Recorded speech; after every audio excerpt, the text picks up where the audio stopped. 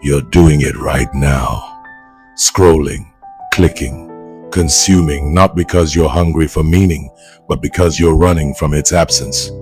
The dopamine hit lands, the discomfort recedes, and you mistake relief for satisfaction. But here's what Schopenhauer understood, that your algorithm doesn't want you to know. Every distraction you consume is a vote against the life you claim you want to live. This isn't about productivity. This isn't about optimizing your morning routine or becoming some mythical high-value version of yourself. This is about the philosophical trap you've built, where you've replaced the terror of existence with an endless buffet of digital anesthesia. And the cost? You've stopped feeling anything real. The question isn't whether you're numbing yourself. You are. The question is, what are you numbing yourself from? Let's establish the tension here. The common belief is this: modern distraction is a technology problem. Delete the apps, buy a dumb phone, do a dopamine detox, and you'll reclaim your focus. Self-help gurus will sell you the illusion that you're one habit change away from liberation. But here's the contrarian take that philosophy forces us to confront. You're not distracted because technology is too powerful. You're distracted because reality is too painful. Nietzsche saw this coming in the 19th century when he wrote about the last man, the human who blinks at existence, who wants comfort above all else, who has made life so small and safe that nothing great can ever happen again. The stakes, if we don't solve this, we don't just lose productivity or focus. We lose the capacity for profound experience. We trade authentic suffering, the kind that transforms, for shallow comfort that slowly calcifies into spiritual death. You become a ghost haunting your own life. And here's what makes this dangerous. Your brain doesn't distinguish between numbing pain and numbing joy. When you build an architecture of avoidance, you don't just escape suffering, you exile meaning itself. The neuroscience of voluntary numbness. Let me start with the second most important insight, because you need to understand the mechanism before you can dismantle it. Your dopamine system wasn't designed for the world you inhabit. It evolved for scarcity, when finding food or a mate meant survival, when novelty signaled opportunity or danger. Dopamine doesn't create pleasure. It creates wanting. It's the neurochemical signature of anticipation, of pursuit, of maybe this next thing will finally satisfy me. And modern technology has weaponized this system against you. Dr. Anna Lembke at Stanford has documented what she calls the pleasure-pain balance, a neurobiological seesaw that your brain uses to maintain equilibrium. Every pleasure tips the scale toward pleasure. Your brain automatically tips it back toward pain to restore balance. This is tolerance. This is why the fifth scroll through Instagram feels emptier than the first. Why you need increasingly extreme content to feel anything at all. But here's where it gets philosophically interesting. When you chronically overstimulate your dopamine system with easy rewards, social media, pornography, junk food, shopping, gaming, you don't just raise your tolerance for pleasure. You lower your capacity for natural pleasure. The sunset doesn't move you anymore. Conversation feels tedious. Deep work feels impossible. You've recalibrated your entire reward system around artificial highs, and now reality itself seems intolerable by comparison. Think about what this means neurologically. Your brain has something called the reward prediction error, the gap between what you expect and what you receive. When reality exceeds expectations, you get a dopamine surge.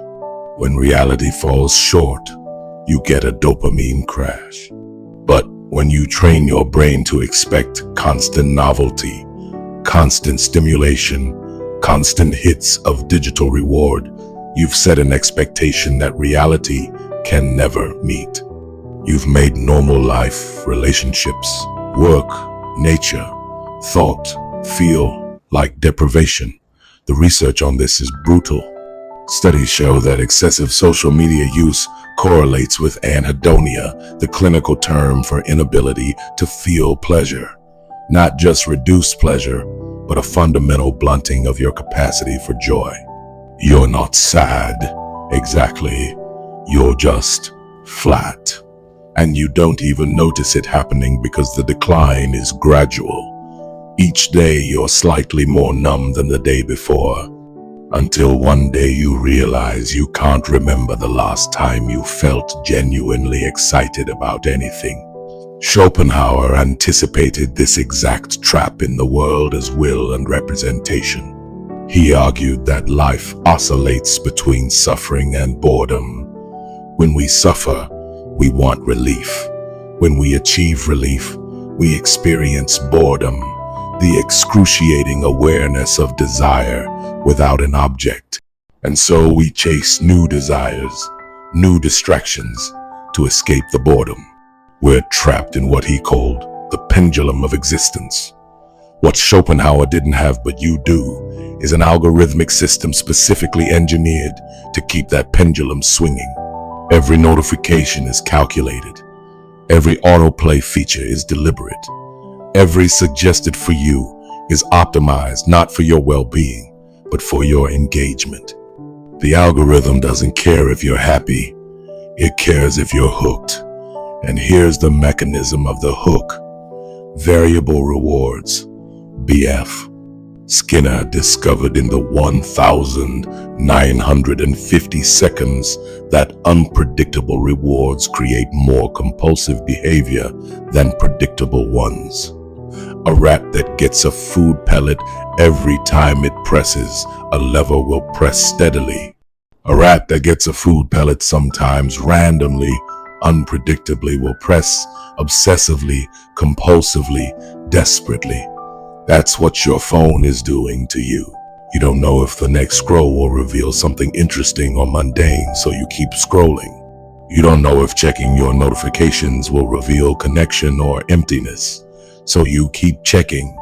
You've become the rat, and the lever is in your pocket. But unlike Skinner's rats, you have something more insidious happening. You're not just seeking reward, you're avoiding pain. Every moment you're not scrolling is a moment you might have to confront something uncomfortable. Your mortality, your choices, your wasted potential, your loneliness, your insignificance in the cosmic scale. The phone becomes an escape hatch. And every time you use it, you're training your brain that discomfort is intolerable, that boredom is emergency, that silence is threat. And here's the part that should terrify you. You're not even conscious of it anymore. The reaching for your phone has become automatic. The scrolling has become compulsive. The numbing has become your baseline state. You're not living life. You're managing life. And the difference is the difference between being alive and merely not being dead. Neuroscientists call this cue-induced craving. Your brain creates associations between contexts and rewards. Phone buzzes, dopamine spike, boredom felt, phone reached for, relief experienced. Over thousands of repetitions, these become automatic. You stop choosing to check your phone. Your hand just goes there. It's operant conditioning, and you're not the operator. You're the subject. Quick aside, my mother said I wouldn't reach 100 subscribers with philosophy like this, but I believe these investigations deserve to exist outside academic gatekeeping. If you think accessible, rigorous philosophy matters, subscribe to Critical Essentials. We're building something here that refuses easy answers. Now, back to the trap you're trying to escape. But the neuroscience is just the mechanism. The real question is philosophical. Why are you so desperate to numb yourself? And here's where we have to get uncomfortable. Because the answer isn't that life is hard. Life has always been hard. The answer is that you've lost the framework for making hardship meaningful. You're not numbing yourself from suffering. You're numbing yourself from meaninglessness. Camus diagnosed this in The Myth of Sisyphus. He argued that the fundamental philosophical question is suicide, not whether you should kill yourself, but whether life is worth living given its inherent absurdity. And what makes life absurd? The gap between our desire for meaning and the universe's indifference to that desire. We want purpose. Reality offers none. We want permanence. Everything decays. We want significance. We're dust. Now, Camus' solution was to embrace the absurd, to imagine Sisyphus happy as he pushes his boulder up the mountain, knowing it will roll back down. But here's what Camus didn't account for. What happens when you have infinite boulders to choose from, and none of them matter? That's your situation. You're not pushing one boulder up one mountain.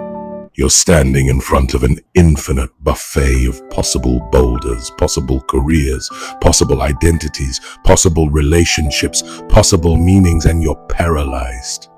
Because if everything is possible, nothing is necessary. If every path is valid, no path is compelling, and so you don't choose. You numb. This is what the philosopher Jean-Paul Sartre called bad faith. The refusal to acknowledge your own freedom and responsibility. When you're confronted with the fact that you must choose your own values, create your own meaning, author your own existence, the weight is crushing. So instead, you pretend you're not free. You pretend the algorithm chose for you. You pretend you're just relaxing or staying informed, when really you're fleeing from the responsibility of deciding what your life should be about. The smartphone becomes the ultimate tool of existential avoidance. It offers you the illusion of choice without the burden of commitment. You can simulate living a meaningful life by consuming content about meaningful lives. You can perform having values by sharing posts that signal values. You can gesture toward depth by bookmarking articles you'll never read. But simulation isn't experience. Performance isn't authenticity. And gestures don't build character. Nietzsche saw this coming when he diagnosed nihilism as the central crisis of modernity. The death of God didn't just mean the end of religious belief. It meant the collapse of the entire metaphysical scaffolding that made life feel meaningful. When you lose the cosmic arbiter who assigns value and purpose, you're left in a void. And that void is terrifying. So what do people do? They try to fill it. They chase pleasure, accumulate possessions, pursue status, consume entertainment, anything to avoid looking directly at the void. Nietzsche called this passive nihilism, the recognition that nothing ultimately matters, followed by the retreat into distraction and comfort. And when meaning evaporates, what's left? Entertainment, distraction, the last man who blinks and says, "We have invented happiness," but you haven't invented happiness. You've invented comfort, and you've mistaken it for the same thing. Happiness, real happiness, requires the capacity to suffer. It requires you to care about something enough that its loss would devastate you. It requires vulnerability, risk, commitment, all the things numbing yourself is designed to avoid. You can't selectively numb pain without also numbing joy. You can't avoid the valley without also missing the peak. The psychologist Rollo May wrote about this in The Meaning of Anxiety. He argued that modern anxiety isn't a disorder, it's the natural response to freedom. When you're genuinely free, when no cosmic authority is telling you what to do, you experience vertigo, you experience dread, and you have two choices. You can embrace that anxiety as the price of authenticity, or you can flee from it into conformity, distraction, numbness. Most people flee, and the phone is the perfect escape vehicle. This is the philosophical trap. By trying to escape suffering, you've exiled yourself from the full spectrum of human experience. You've chosen a gray existence, not dark enough to force change, not bright enough to justify staying, just gray, indefinitely gray. And the worst part? You know this. You feel it. That's why you're watching this video instead of scrolling. Some part of you recognizes that you're not actually living. You're just avoiding death. There's a moment, maybe you've experienced it, when you put your phone down after hours of scrolling and you feel this sudden crash of emptiness. Like you've been filling a void with noise, and now that the noise has stopped, you can feel how deep the void actually is. That's your psyche trying to tell you something.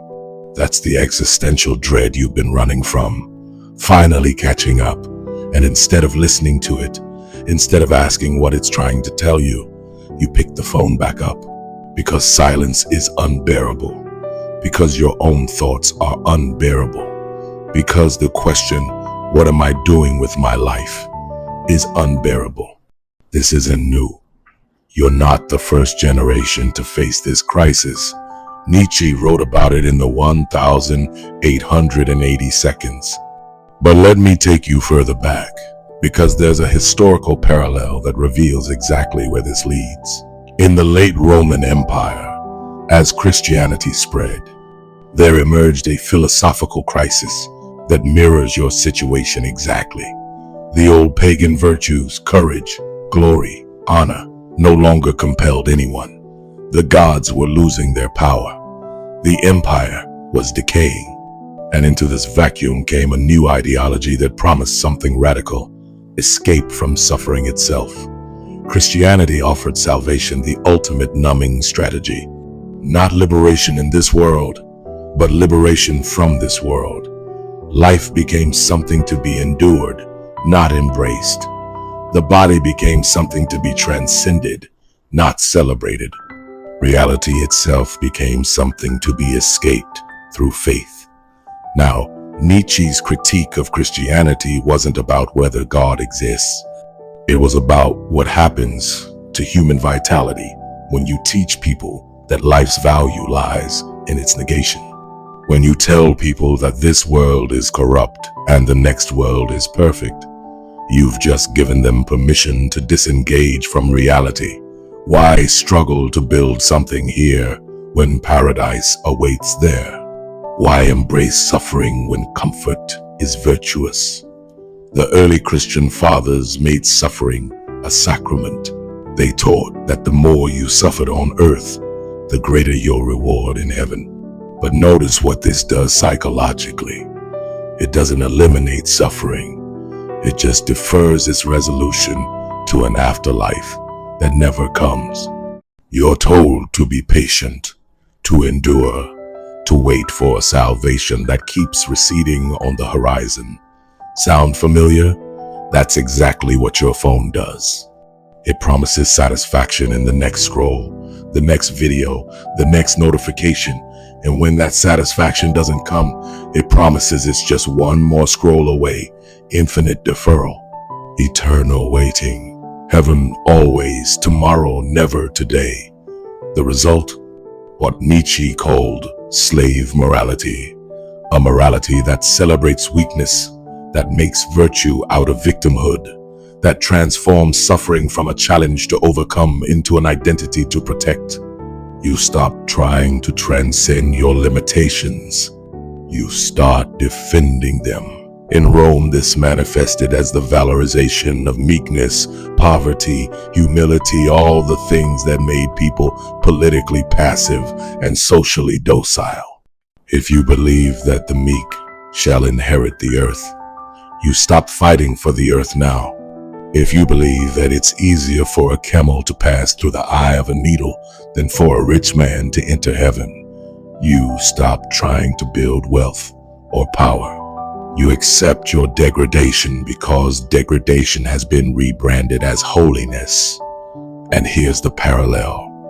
Your algorithm is your new religion. It offers the same promise Christianity offered Rome: escape from the unbearable weight of having to create meaning in an indifferent universe. Scroll long enough, consume enough content, and you never have to confront the terrifying question, what am I actually doing with my finite existence? The mechanism is different. The function is identical. Rome numbed itself with the promise of heaven. You're numbing yourself with the promise of infinite content. But both strategies lead to the same endpoint: a life unlived. Think about the language of modern digital culture. We talk about feeds as if you're livestock being fed content. We talk about consuming as if you're not creating, not building, just passively ingesting. We talk about viral content as if ideas are diseases that infect you rather than choices you make. The metaphors reveal the reality.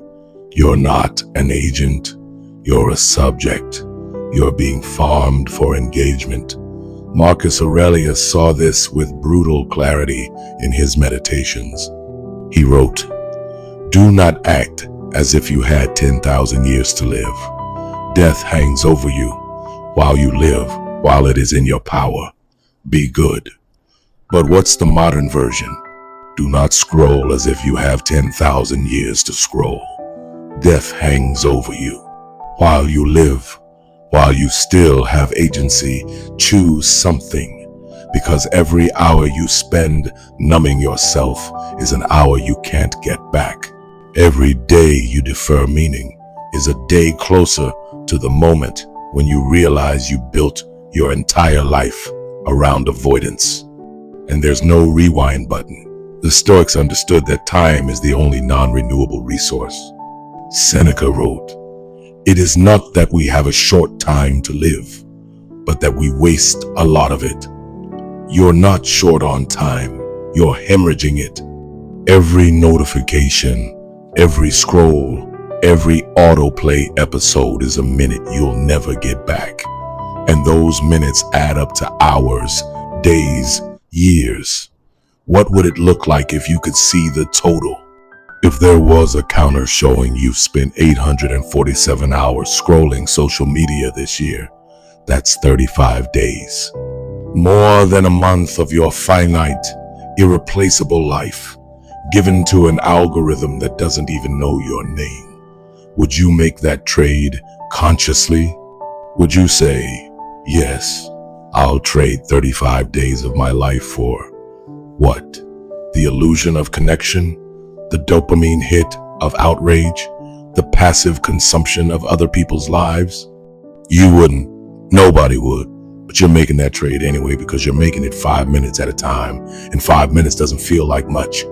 But 5 minutes, 100 times a day for a year is 30,000 minutes. That's 500 hours. That's 3 weeks. Gone. This is the kind of philosophical confrontation that makes people uncomfortable, which is exactly why it matters. My mother doubted anyone would care about investigations this challenging, but you're still here. So I want to know, what are you using to numb yourself, and what are you actually running from? Be specific, be honest, share your answer in the comments. And if this depth is what you've been looking for, hit like so the algorithm knows thoughtful people still exist. Critical essentials, philosophy that doesn't insult your intelligence. Now, the next piece of this puzzle. Here's the revelation, the philosophical center of this entire investigation. You already know you're numbing yourself. The problem isn't ignorance. The problem is that facing reality requires a kind of courage you're not sure you have anymore. Let me be precise about what I mean. When Nietzsche talked about the Übermensch, the overman or superman, he wasn't describing some fascistic strongman. He was describing someone capable of creating values in the absence of cosmic meaning. Someone who could look directly at the absurdity of existence and say, Fine, then I'll make it mean something. This requires what Nietzsche called amor fati, love of fate, not passive acceptance, active embrace, the willingness to say yes to your life exactly as it is, with all its pain and uncertainty and injustice, because it's yours, because you're not going to waste your one shot at existence hiding from it. But here's what makes this so difficult for you specifically, in this moment, in this culture. You've been taught that discomfort is a pathology, that anxiety is a disorder, that suffering is a problem to be solved rather than an experience to be integrated. You've been sold the lie that a good life is a comfortable life. The therapeutic culture we inhabit treats every negative emotion as a symptom. Sad, you might be depressed. Anxious, you might have a disorder. Restless, you might need medication. But what if sadness is the appropriate response to loss? What if anxiety is the appropriate response to genuine threats or to your own unrealized potential? What if restlessness is your psyche telling you you're not living in alignment with your values? We've pathologized the human condition. We've medicalized existence itself. And in doing so, we've lost the ability to distinguish between clinical disorders that genuinely need treatment and the normal, existential struggles that make us human. And so when you encounter legitimate existential dread, the kind that comes from recognizing your own mortality, your own freedom, your own responsibility for creating meaning, you pathologize it. You treat it like a malfunction. You reach for your phone, your substance, your distraction, because you've been conditioned to believe that suffering means something is wrong. But what if nothing is wrong? What if existential dread is the appropriate response to being a conscious being in an indifferent universe? What if your anxiety isn't a bug, but a feature, your psyche trying to tell you that you're not living in alignment with what you actually value? Viktor Frankl, who survived Auschwitz and wrote Man's Search for Meaning, argued that the primary human drive isn't pleasure or power, but meaning. And meaning doesn't come from comfort. It comes from choosing to embrace suffering when that suffering serves something you value. The parent who loses sleep caring for a sick child isn't comfortable, but they're fulfilled. The artist who agonizes over their craft isn't relaxed, but they're alive. The activist who risks safety for justice isn't safe, but they're purposeful. Frankl watched people survive concentration camps, not because they were comfortable, comfort was impossible, but because they had a reason to survive, a loved one waiting for them, a book to finish writing, a message to deliver to the world. The people who lost their why, who couldn't find meaning even in that hell, died, not from physical causes, but from spiritual collapse. They gave up. You've been numbing yourself because you've confused the absence of pain with the presence of meaning, but they're not the same. A comfortable life can be completely meaningless, and a difficult life can be profoundly significant. Here's the test. Imagine you're on your deathbed looking back at your life. What would make you proud? The hours you scrolled, the comfort you maintained, the safe choices you made, or the risks you took? The pain you faced, the meaning you created by refusing to numb yourself from reality. The philosophical tradition calls this authenticity. Heidegger described it as living in a way that acknowledges your being toward death, the recognition that you're finite, that your time is limited, that every choice matters precisely because you can't make infinite choices. Authentic existence means living as if your life has stakes. Because it does. Most people live in what Heidegger called das Man, the they. They do what they do. They value what they value. They live how they live. This is inauthentic existence, living according to others' scripts, conforming to social expectations, avoiding the responsibility of choosing for yourself.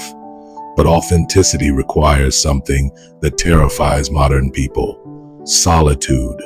Not loneliness, solitude.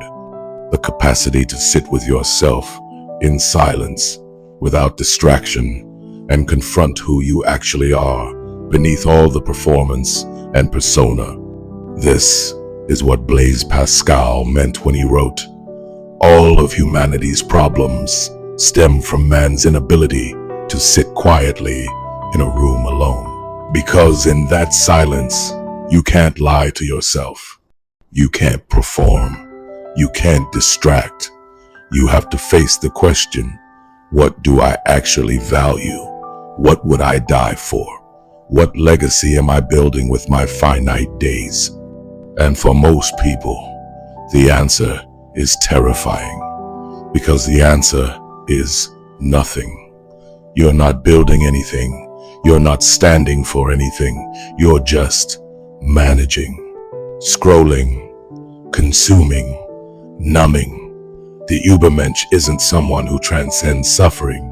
It's someone who transforms suffering into meaning, who looks at the absurdity of existence and says, I choose to make this matter, not because it inherently matters, but because I will make it matter by how I live. This is what your numbing strategy costs you. Not just productivity, not just focus, but the very capacity for meaningful existence. You're trading your one irreplaceable life for an endless series of forgettable moments. And the tragedy is that you know this. You feel it every time you put down your phone and realize hours have vanished. Every time you ask yourself, what did I even do today, and can't remember. Every time you look at your life and feel the creeping horror that you're not actually living, you're just postponing death. Nietzsche wrote, when we are tired, we are attacked by ideas we conquered long ago. Your numbing behaviors aren't accidents. They're retreats. They're you giving ground to the very meaninglessness you thought you'd overcome. Every time you choose the phone over presence, distraction over depth, comfort over growth, you're voting for the last man. You're voting for spiritual death. So what's the way out?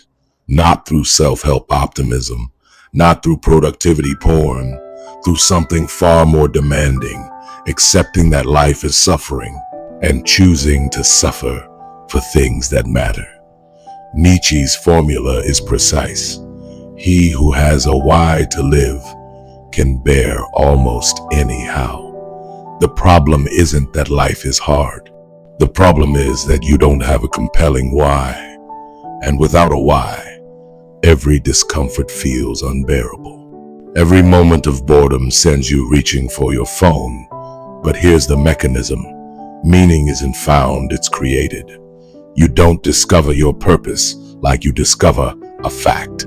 You forge your purpose through commitment, through choosing something and then defending that choice with your time, your energy, your suffering. The philosopher Robert Nozick posed a thought experiment. Imagine you could plug into an experience machine that would give you any experiences you wanted: success, love, adventure, all perfectly simulated. Would you plug in? Most people say no, because even though the experiences would feel identical, something about them wouldn't be real. You'd be living in a simulation. Your achievements wouldn't be genuine achievements. Your relationships wouldn't be genuine relationships. The reality of the experience matters, even if the subjective quality is the same. Now look at your phone. Look at your algorithm. You've already plugged into the experience machine. You're already living in a simulation of a meaningful life. The difference is just that the simulation is worse. It doesn't even feel good anymore. Unplugging doesn't mean becoming a Luddite. It means recovering the capacity for primary experience, direct, unmediated engagement with reality. It means choosing discomfort in service of something that matters more than comfort. And yes, this is terrifying, because it means you might fail. You might choose the wrong thing. You might suffer without achieving what you hope to achieve. But even failed authentic existence is more dignified than successful numbing. At least you were there. At least you tried. At least you didn't waste your one life hiding from it. This is what Camus meant by imagining Sisyphus happy. Not because pushing a boulder is pleasant, but because choosing to push it with full awareness is an act of defiance against absurdity. You look at the universe's indifference and say, I don't care. I choose this boulder. I choose this mountain. I choose this struggle because it's mine. Camus wrote, the struggle itself toward the heights is enough to fill a man's heart. Not the achievement, not the summit, the struggle, the choice to engage with something difficult because you've decided it's worthy of your effort. The path forward isn't complicated, but it's not easy. It requires you to do the thing your entire nervous system is screaming at you to avoid. Sit in silence and confront what you're running from. Ask yourself the questions you've been numbing yourself to avoid. What do I actually value? What would I defend even if it cost me? What legacy am I building? If I died tomorrow, would I be proud of how I spent today? These aren't rhetorical questions. Your life depends on your answers. Because every day you spend numbing yourself is a day you're not spending building something that matters. And the clock is running. Here's what this looks like practically. You start small.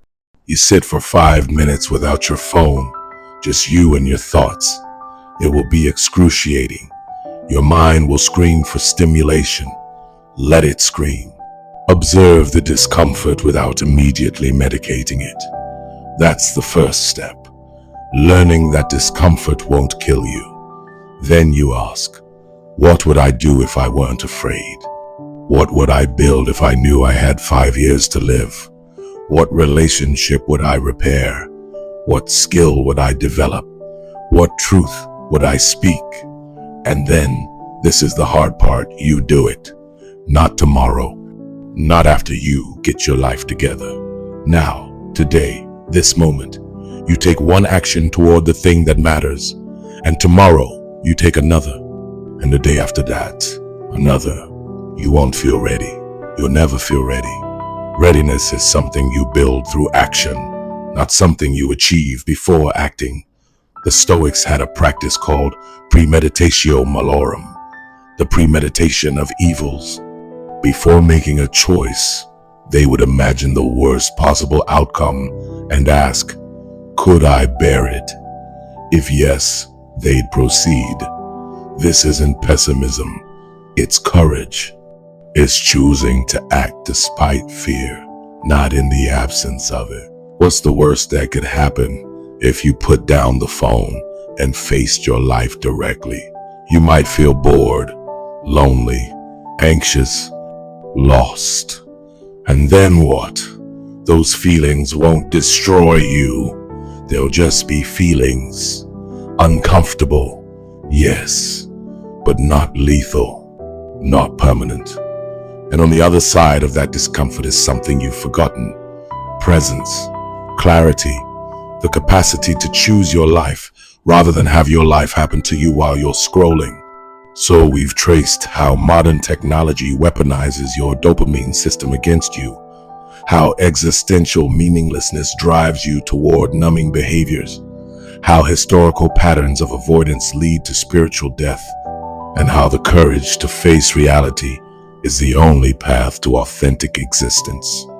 The pattern is clear. You're not distracted because you lack discipline.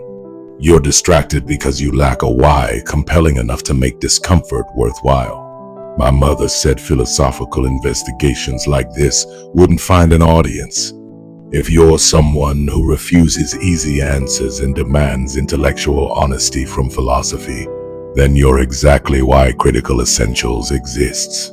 Subscribe not for me, but because rigorous, accessible philosophy should exist outside paywalls and academic gatekeeping.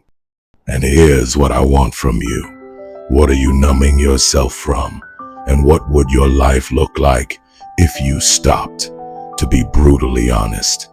The comments on this channel are where the real philosophical work happens.